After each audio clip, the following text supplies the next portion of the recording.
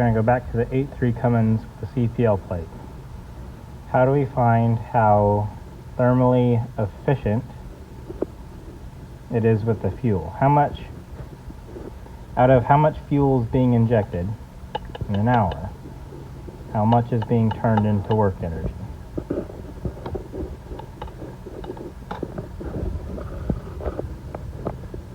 So now we're going to need the horsepower numbers.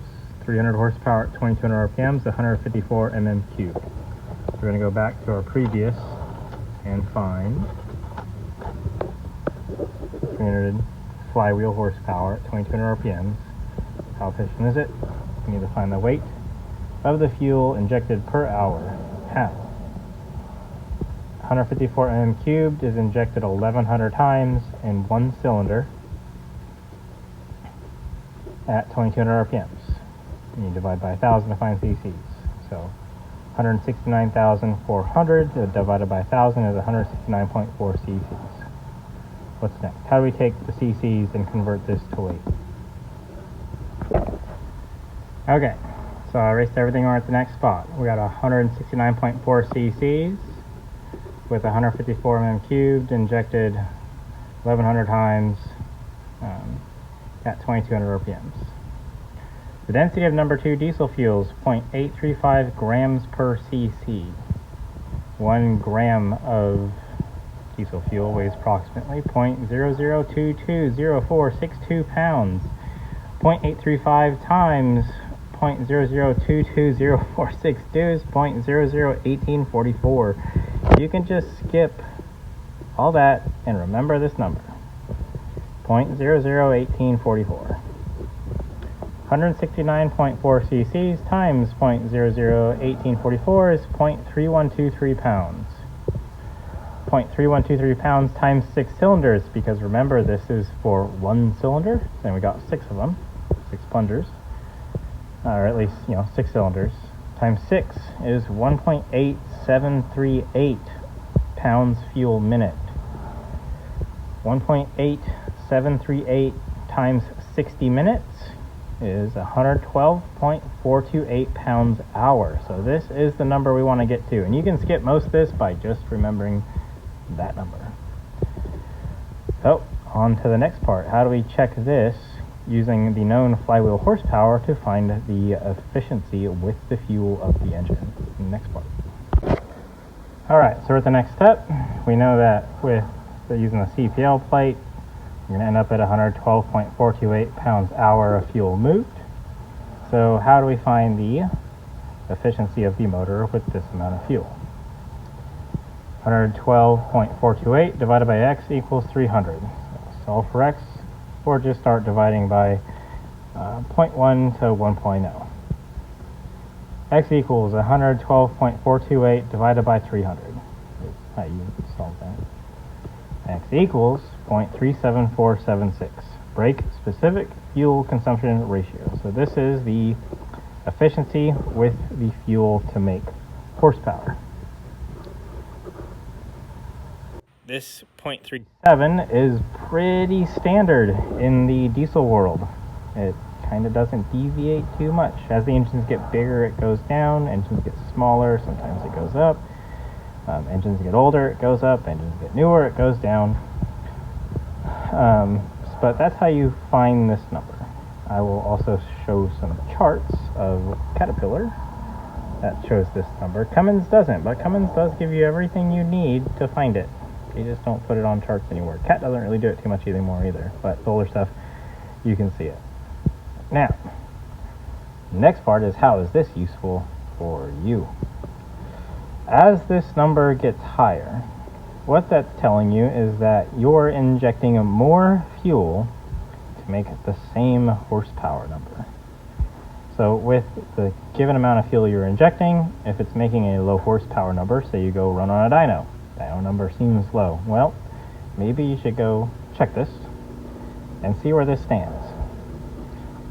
Or you go run, you can go run the track, and the track speed seems slow for the amount of fuel you're injecting. You can go use your weight of your vehicle and your track time to find a estimated horsepower number, and then go do this, and you can see where this stands.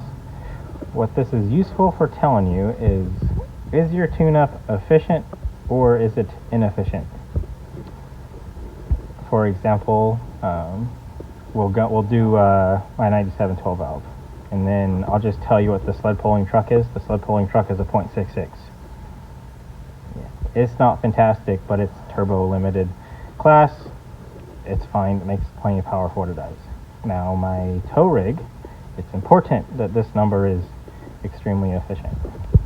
Same for it. Most diesels, competitive or not, we are fuel limited applications, meaning it's either quite costly to increase the fuel delivery amount, or it's not possible to increase the fuel delivery amount. Things that push this number up: long injection durations. So yes, longer duration moves more fuel. It also pushes this number higher. Low quality injection events, so poor nozzle quality, pushes this number higher. The AFR doesn't seem to play, it plays a role, but it doesn't play a role like we want to think that it does. Probably a story for another time. But it's very gradual. It takes a lot of AFR change to make that guy change. Versus nitrous just takes this thing and just tanks it. That's why whenever you add nitrous to diesels, the power gets dumb. Because when you add nitrous, this number goes down. Alright, so we'll try my 97 12 valve next, the 320cc one at 3000 RPM. So we're going to do my 97 12 valve tow rig. Now that I redo this, it's not as good as I thought it was, but the truck runs excellent. I mean, no excuses, right? That's what I always say. So I am content with how it runs. It doesn't have EGT problems or anything else. The very small turbine housing turbocharger certainly isn't aiding with that, but there's a reason it's tiny. 320 cc's, 3000 RPMs on my dyno. Thing does 4 and 3 wheel horsepower, not flywheel horsepower like we just did. This is 403 wheel horsepower. 320 cc's times 0.001844 is 0.59008 pounds. 0.59008 pounds times 6 cylinders is 3.54048 pounds minute total. 3.54048 times 60 minutes is 212.4288 pounds hour. 212.428 divided by the wheel horsepower number gives us the wheel horsepower brake specific at 0.5271. I mean, I feel a little ashamed. I thought it was 0.45. It's not, but it runs fantastic, you know? So, you know, right, I'm going to throw out some excuses, right? I mean, it's the wheel horsepower number, not the flywheel horsepower number. If you use the flywheel, this would look a lot better, which it does. But if you drive it on the street, I mean, unless you're tuning on an engine dyno, the flywheel horsepower number is kind of irrelevant. The wheel horsepower number is really all I care about. So that's that. So maybe, I don't know what I would quite go about making that better. The timing is where it wants. More timing made less power, less timing made less power. It's what it wants. So maybe got to take a look at the injectors again. It's on decent injectors, but maybe something's up with that. I know if he watches this video, that one guy is probably going to tell me I should be on a smaller injector, which probably it should. You know who you are.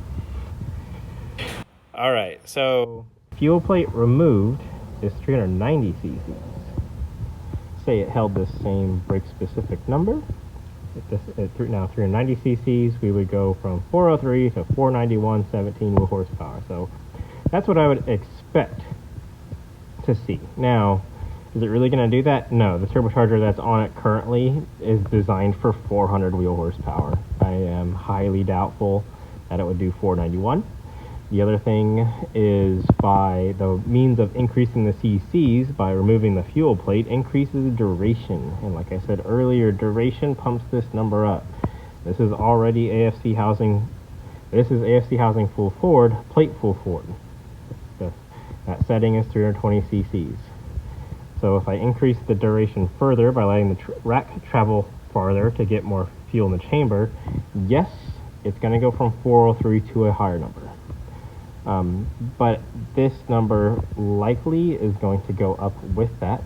And say I had a turbocharger on it that was free flowing, like say that one of my 9 centimeters versus the 6 that's on it right now, we would probably see 470. I would take a random guess at. It has wide dually rims on it now, so it's kind of a pain in the dyno. That's why I have the other one, the 94, to play with instead. So, but doesn't mean I can't pull the dually wheels off and dyno it. It's just, yeah, it's just good how it is. Let's do another one. Let's do, I'll go find one out of my videos, find something that's like 600 cc's, and we'll take a look at that one. I'll be right back.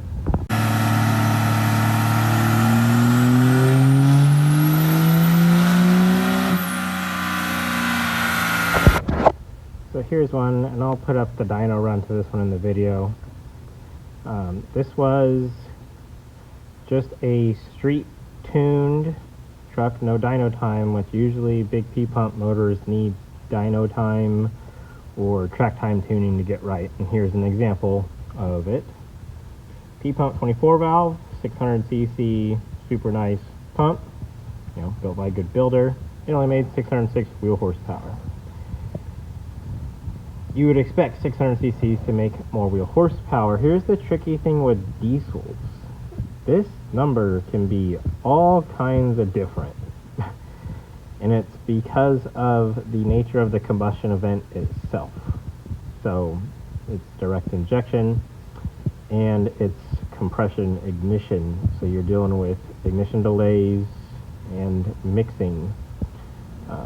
And then when the flame front starts, when it reaches peak cylinder pressure, when it ends peak cylinder pressure, when that combustion event ends, versus where the crank is at, or where the piston's at in the bore.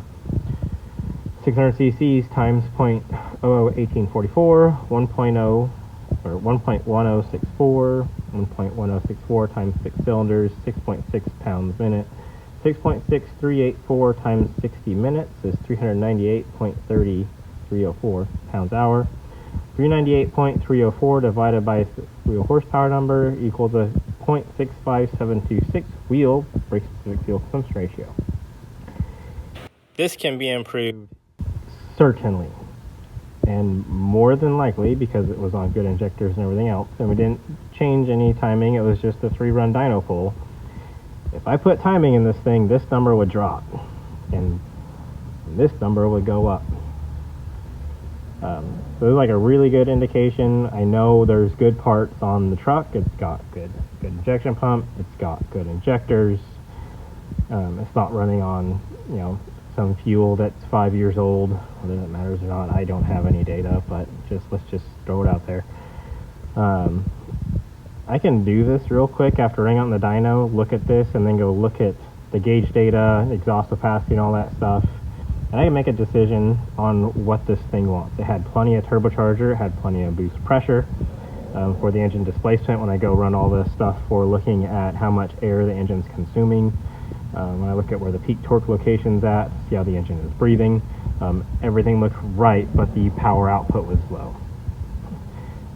Usually what this means, if I put timing in it and it picks up power, that's because of late injection. So late injection, think of it as trying to chase the piston down the bore with fuel delivery. It never works. So this is a really good indication. Say you have a number that's high for the fuel delivery. I would, and everything else checks out, I'd go right ahead and just start putting timing in this thing. I would probably go ahead and throw, with how high this is, I'd probably put 6 degrees in it, starting. Throw 6 to 8 degrees of this thing, and it'll pick up. So I'm going to do another, the next one I'm going to do is one that looks good.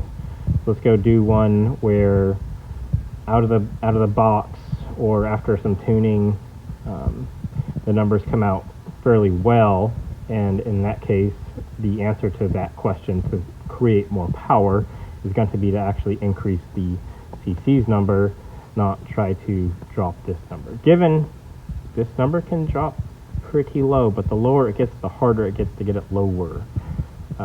Ideally 0.45 is a really good spot to be as far as a wheel horsepower calculation. Crank calculations, most motors average 0.34 to 0.4. So if you can get a wheel number that's around 0.45, you are doing awesome. On to the next one.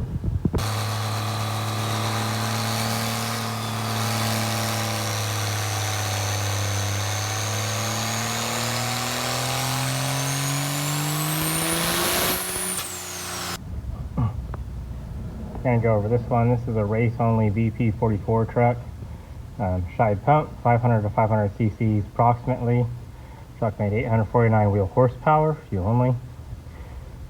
So at 3750 RPMs, because there was the rev limiter set right there. Couldn't change it. Also couldn't change much of the tuning parameters. You could do some, but not a whole lot. It's on an edge, juice of attitude, hot unlock. Level 2 made the most power, and some timing adjustments and rate, or I think change rate, I think just timing adjustments in level 2. All the other levels made less power. 500 cc's is 331.92 pounds fuel hour, so if 500, 0.39 brake specific. Phenomenal. Couldn't get it better than that, not with the juice attitude. If 550 cc's, 0.43 brake specific. 365.112 pounds hour. Again, if so, we're not able to get it better than that because of the tuning limitations. Now, you might ask yourself, what about injectors like we talked about before? On a larger injector, we lost 110 wheel horsepower above 3,200 RPMs. So it was up about 100 horsepower over the smaller injector to 3,200. Then at 3,200, we believe that the injection pump can no longer maintain injection line pressure with the larger injector due to the refill rate, and it's hard. So right at 3,200, it would just fall on its face. Lost 110 wheel horsepower. Given that, peak 3,200 RPMs, 739 wheel horsepower, same fuel by masking injected from the injection pump. You know, in theory, it gets weird when you start factoring in nozzles at the ends and all that stuff. But you gotta do at least something. We can't not do any of this because we can't get to that point, right? So there's just tuning. Even if the numbers are, say, not scientifically out to the thousandth decimal point right, this gives you an idea where it sits. So 0.449 and 0.494. So 500, 550 cc's. Now, if we other than it was really obvious on the dynograph where it would come up and then do this thing with the big injector, and it would come up regular with the correct injector. And before this one, we had a smaller injector. We did like 820 something, went to the bigger injector, it made 849, went to the bigger injector, it went to 739. So a lot of injector changes. So but you know, looking at these numbers, these are really good numbers. It's making 849 fuel only with 500 to 550 cc's. That's solid for a tire brake specific number. And we know we can spray it. So let's do, let me go find another one.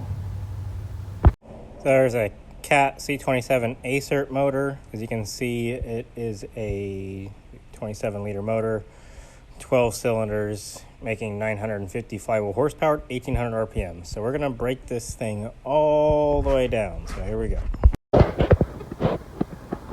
So Cat C27 ACERT, 950 flywheel horsepower, 1800 RPMs.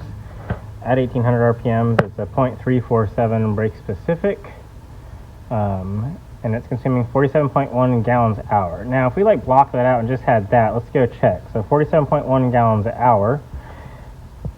Given this is a big motor, it could be running on a different fuel, but in the description it says standard fuel, and it looks like the BTUs hour, or the heating, it's called heating capacity. Probably got that wrong, but something of the fuel. It's 18,000 something, which I believe is number 2 diesel fuel.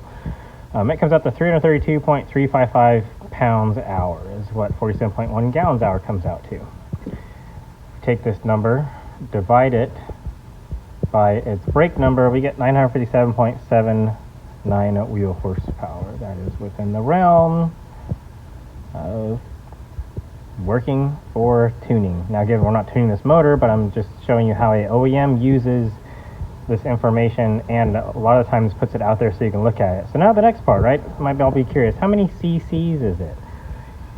Well, we can use all the stuff from our previous videos. 332.355 pounds-hour divided by 60 to get to minutes. 5.53925 pounds-minute divided by 12, because there's 12 cylinders, gives us 0.4616 pounds per 1 cylinder minute, divided by 0.001844 is 250.3276 cc's minute per 1 cylinder. Now you want to find the mm cubed. Remember, this is like, this isn't getting close enough. This isn't me trying to redesign their engine. But you can do the same stuff with your own motor. 250.3276 times 1,000 to convert to mm cubed, divided by 900 strokes, because it's 1,800 RPMs, is 278.14 mm cubed. So with 278.14 mm cubed, injected 900 times in a minute, this motor produces 950 flywheel horsepower. So that is a full breakdown of using everything from the last video and this video. Hopefully that is helpful for y'all, because like I said, you can take, it gets strict. If you don't have the cc number of your pump, you're gonna have to kind of use some educated guesswork based off of the internet, and hopefully some track passes or dyno time to look at the horsepower it's making, the exhaust opacity. Like that one truck that made with 600 cc's for 606 wheel horsepower. You noticed how thick the smoke was? You realistically don't even need to go do that if you go check the air the engine's breathing and everything else, and everything looks fantastic and it's not making the power number, but you also notice that the thing is just continuously breathing black smoke. Generally that's late injection, throw timing at it. But you can, and I do it because it doesn't take too long to do this stuff. Go run those numbers, go check it, and then you can put it in a notebook and then go make a change, and you can see how it gets better over time. Then you can see, like, throughout the year, if you do different dyno events, you can see how the weather kind of affects stuff, and stuff like that. Diesel compression ignition is really sensitive to the outside air conditions. It's sensitive to the cetane of the fuel, sensitive to the quality of the injection event, the quantity of the injection event. I said duration always pushes those numbers up. Like I said, and it creates a lot of heat with duration too. So take a common rail that's doing 250 mm cubed at 2200 US, and then on that same motor put in a larger injector that moves the same mm cubed, but it does it with 1600 US, and just watch EGTs drop, power go up. And the smoke it'll clean up more of the smoke. Whether it'll go away or not, no idea. But it will get better. So it's the same, you got the same quantity of fuel. If you take the engine RPM to the same RPM speed, it's going to be injecting the same number of strokes on the dyno for both injectors, but you're going to see a gain in like quality of life with the engine by doing that. So if you're curious, and you can have clean with a lot of duration and it still be warm, because that's a whole other deal. But running long durations always just makes heat, and it cranks that number up. It doesn't mean it's bad, doesn't mean it's good, but if you're searching for a horsepower number, that would be a good spot to look. Or the quality of the injector itself. Is the injection pressure too low? Are you over injected? Is the injector too small and it's not moving the quantity through correctly? There's so many things. Is the timing right? Start of injection right, end of injection right. It gets wild. But this is hopefully to really break it down to a simple level where you can go quick check something. So if you go run on a dyno, your number's low, your number's in the middle, your number's high.